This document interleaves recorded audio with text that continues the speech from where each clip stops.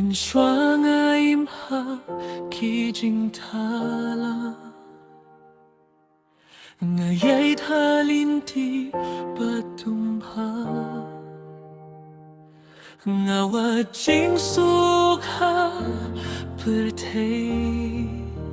Hinrei kadonut kamshin shngilha Hinrei utrai ukotianga Daka jingyet bakrawe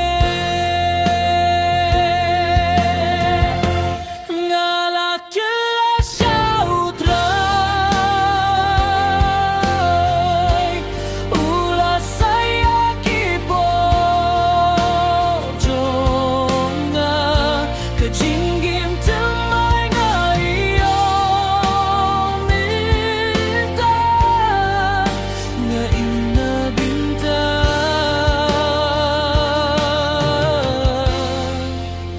Jong uminta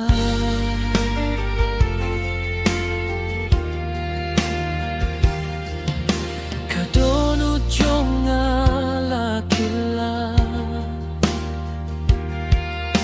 Kajingdum kala jano Daka jing shai jong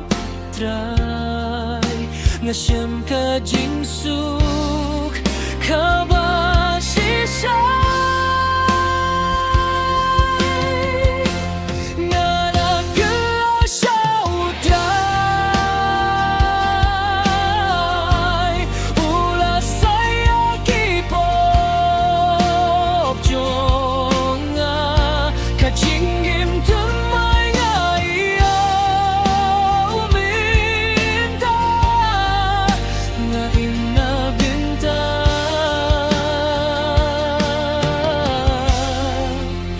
Jong uminta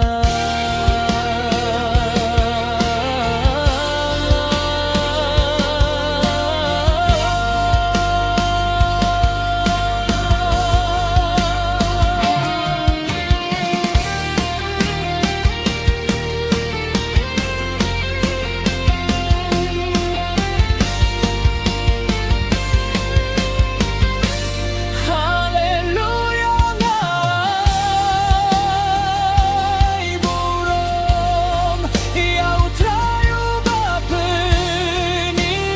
yanga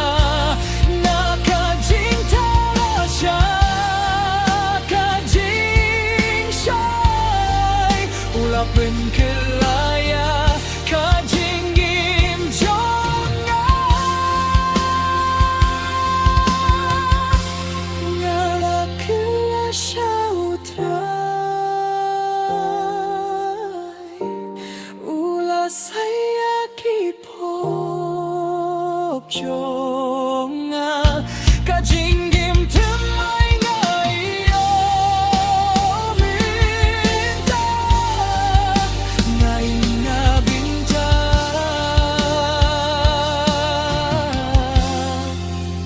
Jong uminta